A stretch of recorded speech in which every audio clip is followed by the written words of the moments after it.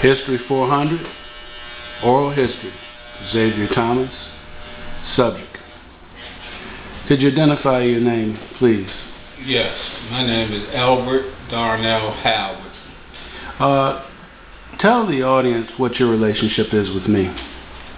You're a very good friend of mine that happens to be a neighbor. What's your occupation? I'm a master barber, been one for 22 years and counting. Thank you. The reason I wanted to get your opinion, being a barber, you have many stories that you hear, come in contact with things and people's opinions often. I understand that you went to high school in this area, is that correct? Correct. What year did you come out of high school? I came out in 1976 from Dunbar High. That was during the busing years, is that correct? Of course, before the busing years, then the busing years started. Outstanding. I want to know more about not only the history of your experience with busing, but some of the opinions of others.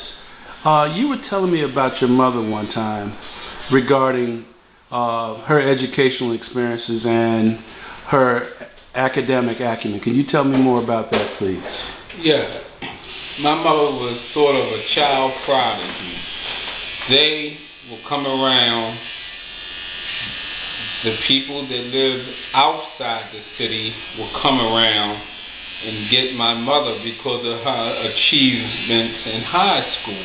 It started in junior high school because you had to remember we had from kindergarten to the 6th. Then we had from the 6th grade to the 7th grade, and then from the 7th grade to the 9th grade, and then from the 9th grade to the 10th grade, you would become a senior. But they got a hold of my mother because of her, I would say, what she was accomplishing in school. They recognized her capabilities of learning, so they would come and get her and take her and put her in a special pilot program. This started back when she was a kid, and she graduated from school when she was 15. So let me see if I understand this correctly. You actually have a history of, your family has a history of outstanding academic acumen, is that correct? Exactly. So would it be fair to say that your family had high educational standards? Of course. I graduated when I was 16. Actually 15 and a half, and then I turned 16. I graduated. So, when the busing started here in Baltimore City, how far away from your home, what was your neighborhood high school, and then what school did they attempt to send you and others to? Okay, basically in this part of the city, which is East Baltimore, and we had maybe 3 schools that we would go to, we were attending.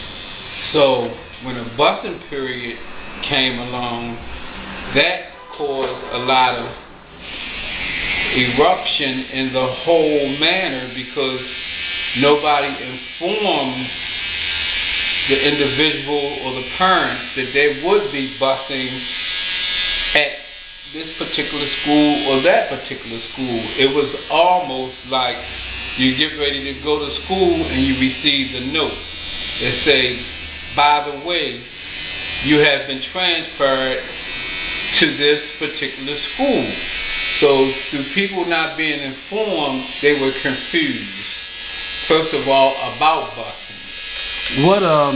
What schools were the 3 schools that you said people could go to in East Baltimore?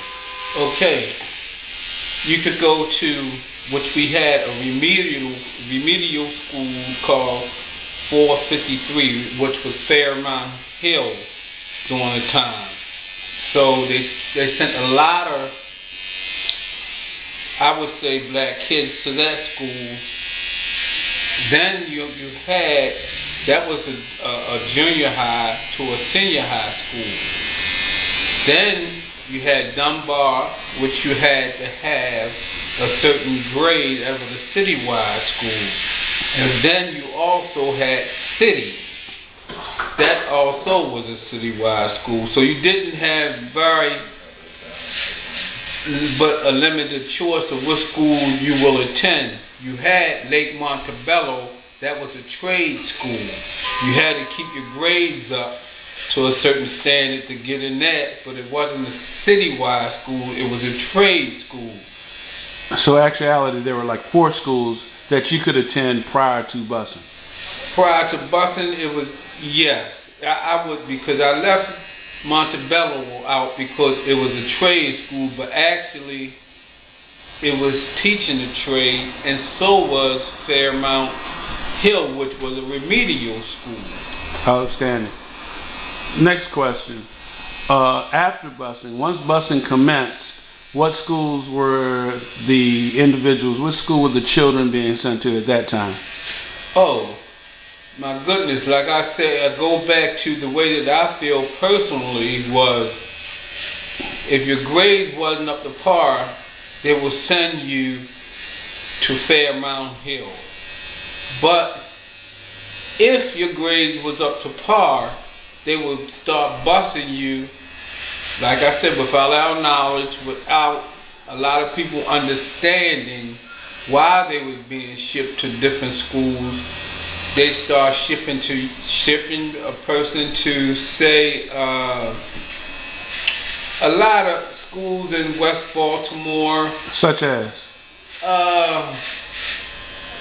Let's see. One of them could be Douglas. That's northeast. Douglas High School, which was, named as a